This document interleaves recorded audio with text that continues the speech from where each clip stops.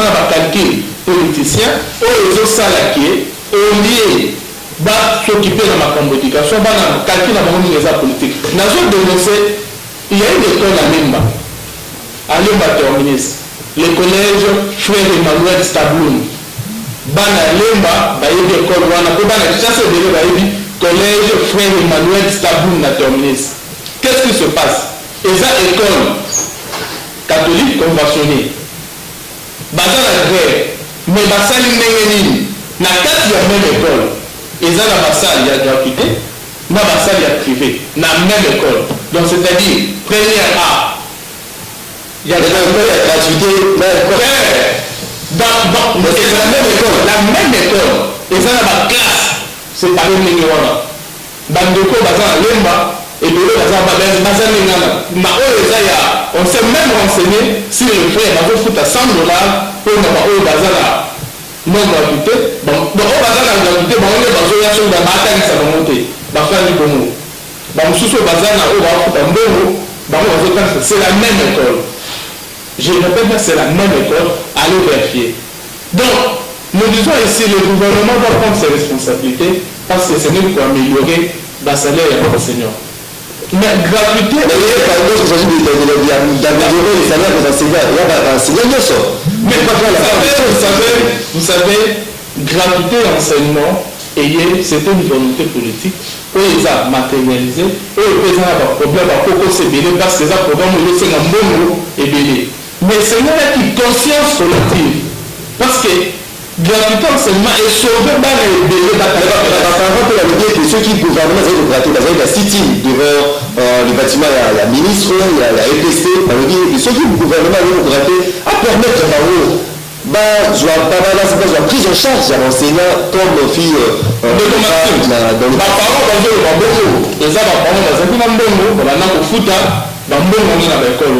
mais il y a des parents qui ont une impossibilité, il y a beaucoup de savants qui là. À cause de la gratuité, dans la petite classe.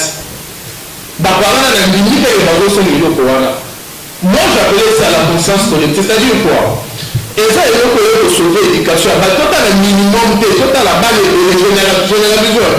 Balle de généralisation, on va avoir des difficultés en foot, et de l'autre, on va chômer. Même on est que quand on va instaurer une gratuité enseignement, tout le monde qui est effectif, il n'a pas et Mathieu et de bon, c'est-à-dire, même le bébé, chômage pas parce que c'est la parole, on a posé tout à fait. C'est pourquoi moi j'appelle nos enseignants na conscience collective, c'est-à-dire à un moment donné, on peut se dire non, serrons d'abord la ceinture pour faire d'abord marcher et l'autre oyo. Ce que famille, on va décider de choses sur eux, c'est retrouver calmement. C'est ce que moi j'appelle nos enseignants, parce que je les respecte beaucoup. Et moi, moi j'ai enseigné la difficulté, moi j'ai enseigné. Et ils sont tenus dans le domaine moi, et ça dans le gratuité enseignement, ils sont maintenant mieux payés. Parce que quand tu es dans l'école conventionnelle, quand tu es dans l'école de Sainte-France dans ma tête, allez demander là-bas, d'enseigner avant de tout bandage de combien, après de tout bandage de combien. Et ça dans deux temps. Et ça dans deux temps. Il y a un Oyo, Ndoko. La base de vous allez discipliner pour ne pas me poser des questions. Sur le temps de Moutuna, il y a eu ça de Konassi Marotuna Ngaï. Et ça dans deux temps. Oyo Bazala qui, Bangos ont mis ma ballonnate, et après ça doit tuer Bazala la ballonnate. Ils sont là, ils veulent travailler, dans notre travail. Surtout dans l'école, nous avons dans ça. Aussi, enseignant pour la base de la ceinture. Le gouvernement, c'est Nini. Dans le gouvernement, je sais qu'il y a beaucoup de choses à faire. Mais doit prendre ça au sérieux. Parce que, oui, ma candidature, vous savez, c'est pas normal. Et puis, tu peux expliquer à l'autre, na mboka où il y a du saut, na ba circonstance où il y a du saut, nous avons par exemple $150 le mois, où il y a 5 ou 6, il faut avoir tout un dame, et ça normal. Donc, c'est-à-dire, l'État va travailler, n'a pas sensibiliser, n'a pas de bon lever la caisse à l'État pour qu'il y ait la mesure pour améliorer le salaire non seulement à l'enseignant, il y a un secteur mieux pour pour que harmonie salariale wana ezala motu nyonso azala salaire moko oyo eza décent. Merci beaucoup, Ndeko Evariste Tshisekedi Ndeko Serge Taboko. J'espère que vous avez la moins 30 secondes, il y a réplique, mais la question, Nanga Ezali était Lelo Makambutali Ram. Après débat au niveau de l'Assemblée nationale, l'explication, et puis ça m'a dit comment à Moka Kiba Samaliba, commission hauteur et motion à Sénakete, commission à la mise en place pour délicher bâtonniers se sont impliqués dans OIE à mon escroquerie les alivol depuis la primaire et Sénamaki gouvernement à travers le conseil des ministres, il faut arrêter la décision sur la suppression ou non la ramto réajustation de Salama. Mais également, Makambotali enterrement, il y a bureau Denis Kadima avec toute son équipe. Nous attendons bien évidemment l'ordonnance, il y a chef de l'État pour que le bureau soit investi. Il y a déjà cette lettre. Il y a Moïse Katumbi Tchapo demandant au chef de l'État il y a au sursoir le bureau de Kadima pour il faut le chef de l'État a signé ordonnance ou anaté parce que Azali pour comparer les cas il y a bureau de Kadima avec bureau non avec les cas similaires dans Makamotala qui Ronsar Malonda. Est-ce que tu as dit que donc vous allez comme on a signé l'ordonnance tout a signé et puis ma capitale un conseil de ministres pour lever option sur réajustement toute suppression de ma capitale. Merci beaucoup. Merci beaucoup. Le cas aussi, je crois que c'est l'intellectuel. Lorsque tu fais un réseau qui parle de l'instruction, tu fais un réseau à moi, on a dit qu'il faut qu'il y ait un bâtiment à zone de l'instruction. Ils ne comprennent pas. Donc, il y a peut-être un peu de temps qui ça, c'est ce que vous avez intérêt, mon frère. Au moment où il y a un peu de temps, vous avez intérêt. Au moment où ils ont enseigné le sous-bas, ils ont un salaire. Autant que ce pays-là, ça a eu 3 mois de communauté qui est à travers la Caritas. Il y a des enseignants qui ont des banques, qui ont des banques. Vous comprenez? On sait que moi, ma faute, c'est à vous qui absenté, qui ont été attaqués au cas de la professeur.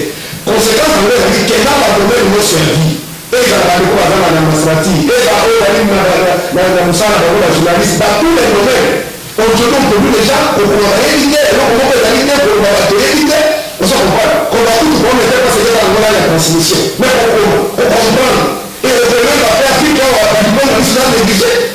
On se comprend. C'est-à-dire, moi, si on va respirer, et ça dépend de la famille, il y a des gens qui vont demander, madame, moi, on va passer le premier primaire, là, tu m'as eu le problème. J'avais un problème de difficulté, il y a comme la zone là qui est la place Nazari à la distance. Alors là, c'est pas la chose qui est primaire, maternelle, on est le privé. Mon frère, je t'ai dit, ça fait que le combattre pour faire la roue de quoi. Moi, la fois corrigée, même si maman m'a fait la partie si frère, zone c'est quand même. Après, mon amour, je vois que vous pouvez tous les styles, les catholiques, quand c'est pas dit dans la translation, on va pas dans le bouquet. Mais moi, je vois que je en français, moi, je vois que même à la ligne, avant qu'on mette à deux, qu'on va mettre à la ligne, qu'on mette à deux, avec la ligne, ça dit, moi, bon, et ça dit, moi, même moi, la matérielle, je mets à deux, donc, mais je suis fait, on va en dire. Et si vous avez là, ici, moi, il faut rester la classe à communication, même à l'école, moi, les acquis, il n'est pas renommé. Nous sommes là, les gens qui ont Michel de produire au sol, on se comprend. Par le fait que les attaques au rari, après, on va lancer le babine. Mais c'était pour la qualité, on se comprend. Est-ce que moi, je me mets soutien à moi? Non, ça veut dire que Félix Azali, c'était une décision politique. Moi, on a fait qu'on bouffait, qu'on poste à ma part, on se comprend dans la stratégie, on populaire. Merci beaucoup. Ça peut aller. Mais après les garanties de la Constitution, et le but que moi il a pour les exemples, pour les salaires, il y a la Constitution, après les sénateurs de la Constitution, et le but que c'est sécurité à Congolais paix, si le père est fait, si le père est fait, les gens doivent pas Congolais, les gens qui sont pour la F, les gens même chaque jour, on dit pas appliquer à nous. Mais pour le remarquer, ça c'était une stratégie populaire. So, même la Suisse a le petit peu de la loi, la Zaki, le ministre a servi au pays, il a testé en a. Alors, il y a un milliard, et quand il y a un milliard, nous avons un milliard de beaucoup sur le bilan. Beaucoup de enseignements à la République de Barba pour Bambouti, le roi qui marche à moi, la félicité à Katanga, il y a un ensemble de la République,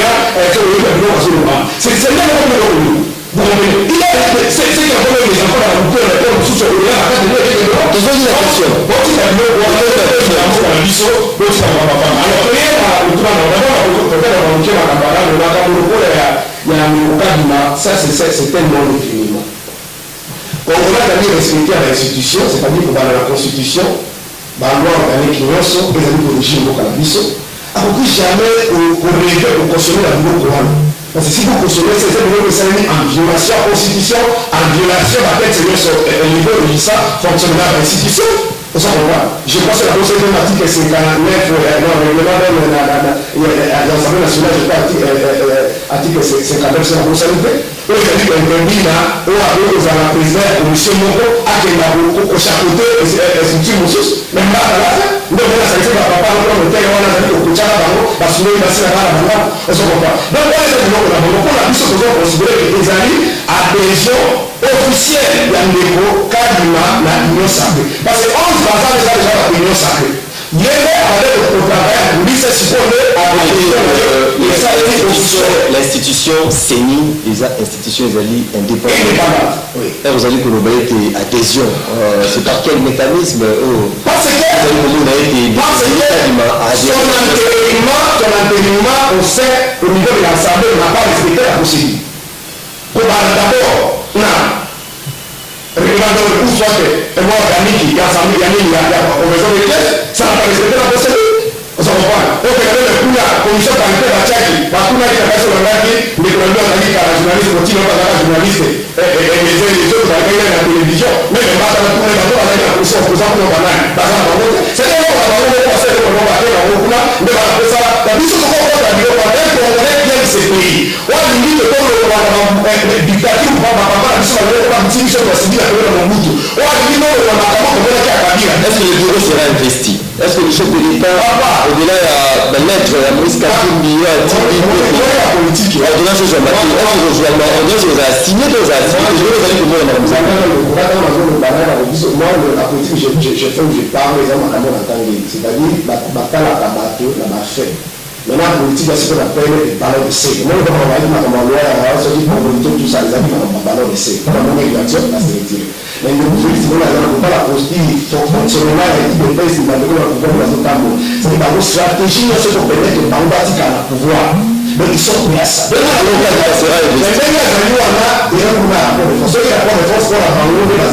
sont prêts à tout. Donc, ceux qui le font, ils savent que l'on va les appeler à partager. À quoi dire, à vous dire, on va communiquer, on va sauter. Et le premier va manifester, imaginez partout, on va mourir avec des pèses. On va mourir avec des pèses. On va parler. Et c'est pas pour la télé, il était ça, ça va pour la télé. Bah, on va pour dire, on a cassé la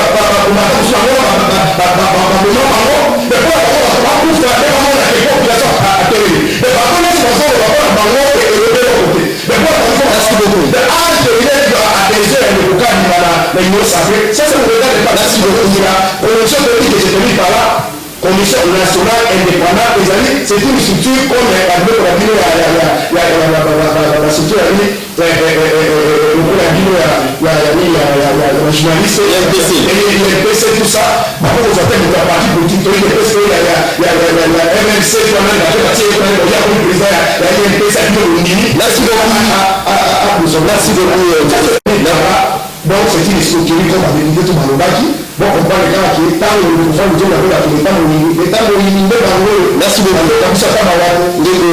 Ce que tu souhaites avoir des années fin d'année, est-ce que le Conseil du ministre va arriver à supprimer RAM de réajustement? Il y a une action présidentielle qui comme la tribune, ma personnalité morale, les amis, à Sitoba, en plus, on va représenter la corruption. On a dit si on a une élection, on a bazooka à 4 mois, bazooka et si on a la 2028, pour voter pour tout le monde, c'est pas ici. Attends, on va pour ça, on va pour faire la est, on va ça, on va pour marcher bien. On va aller dans l'autre, on va faire la main, on va basiliser, sur la tienne, on va voir sur la 2028, on va battre la tête dans la boue. Alors, on va très rapidement, là, je vais vous dire, ça vous dit, ah oui, il a raison. Ça dit, le régime de Félix, imaginez la députée, la tika, la capossée, là, dans mon tout cas. Mais dans mon rabino, la colle, la tête, la députée, la table, la moto. Mais moi, je sais, là, je sais, mon père, j'ai déjà la moto, la qui c'est le nom tout cas. La somme d'après, la quête, tu peux pas monter. Donc, ils ont la la ministre, la présidence, le gouvernement, la député, non, la Congo, ça pour la banque. Mais enseignant, pour la banque, ça c'est un peu. Imaginez le entre nous. Nous avons parlé de l'école où nous avons catholique, il était payé à $500. Ça dit que nous avons 1 million de francs congolais. Socialement organisé, il faut aller avant la femme sous la main, la tombe par rapport à la bandane. Tout le monde, en plus, ça va faire ce sous cours, il y a 30 élèves dans ta classe. Tout le monde, c'est-à-dire, ça c'est $1. En dehors de ça, le tiers par là, ça va être ta classe. Transport de paix, ça ne pas ce que ma femme a dit, mon contre-résultat pour expliquer. D'abord, l'État, en plus, les autres, ça veut me déplacer en face manga. Mais il dit que ça va le voir le régime. Mais lorsque vous parlez de l'État par rapport au Bino, de votre l'État est Félix. Non, l'État c'est une personne morale, une organisation structurée, organisée. Et ça représente l'institution. Mais nous, on se met dans l'État. L'État, parce que ça va dans l'État. L'État est une divinité. Mais ils ont l'animateur, on va animer l'institution là, conformément à la loi fondamentale, c'est-à-dire constituer la règle dans l'organique. Sauf que vous voulez la règle, c'est pourquoi on est dans mon texte, les pouvoirs avec les pouvoirs. C'est-à-dire l'institution est contre l'institution. Même les présidents pour arrêter, sont pas violés. Donc, dans l'esprit de la monarchie. Le monde de la monarchie, va pas à ça, il y a pas condamné la province, à lui, on est à Fatih Beto. Donc, mais en plus, je parle rapidement pour terminer. En face à Zoroba, on va savoir qu'on va glissement. Il y a des salaires de nous autant. Quand on va savoir qu'on va glissement, pour que quand on va glissement, on va dire qu'on va poste ministériel. Nous avons vu ça. Mais je termine par là, par rapport à l'économie de la tourne. Peut-être à cause de l'abandon de l'intention de Mugambouka. Mais il est entouré par qui? Il est entouré par la ligne, la ligne Bongo. La ligne de la poste. La déjà d'acheter les combats. C'est fini, vous avez des services.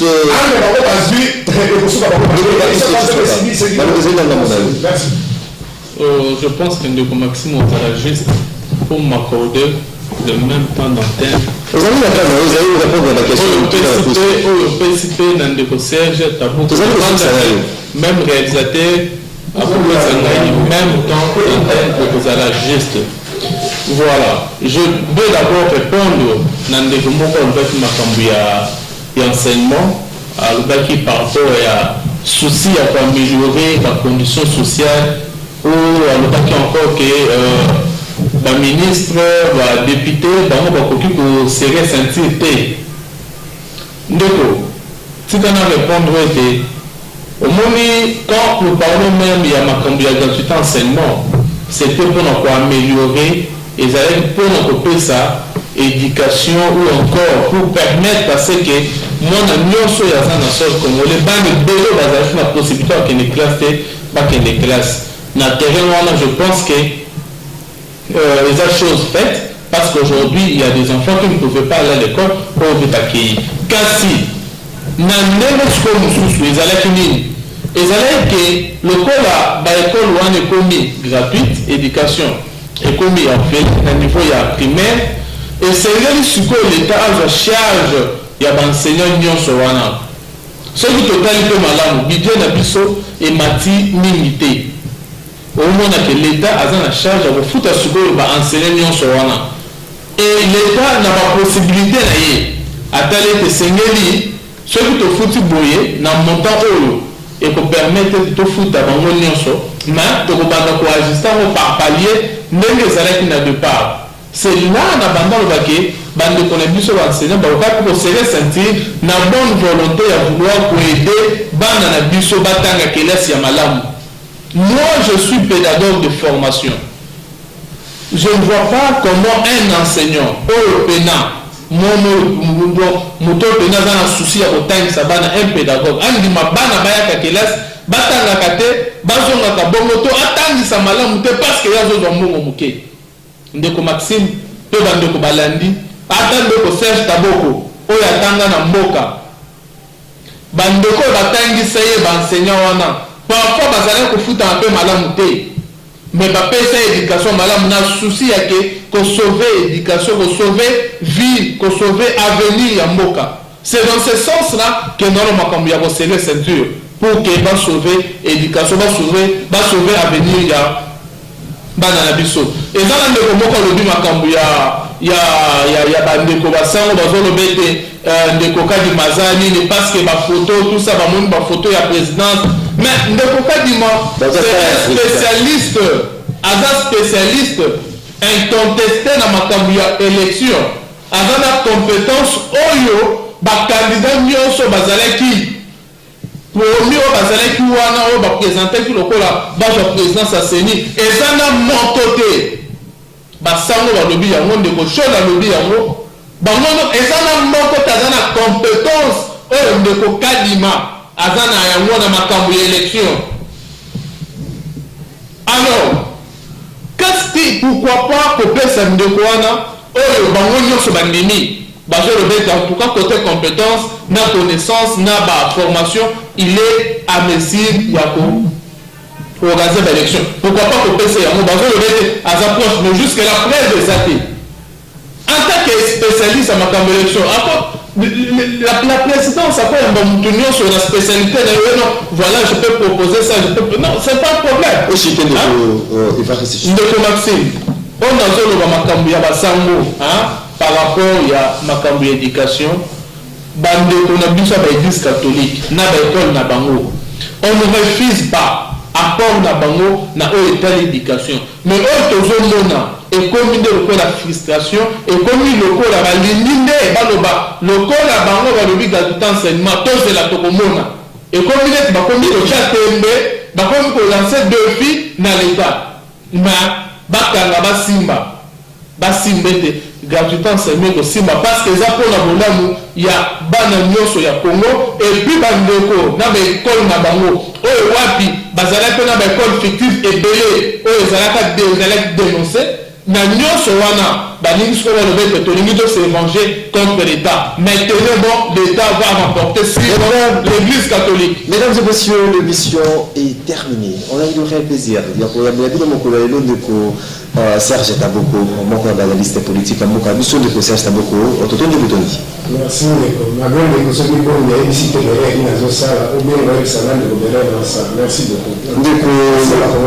Évariste Chiswa, canal de communicateur à parti politique Orange, Charafi, nous devons le tour de Boula. Merci de Maxime, merci Pena Bandeko Balanda Kibiso. Tu s'excuser pour la vendredi passé, tu as raté Bolimbis. Excusez-moi, accepté.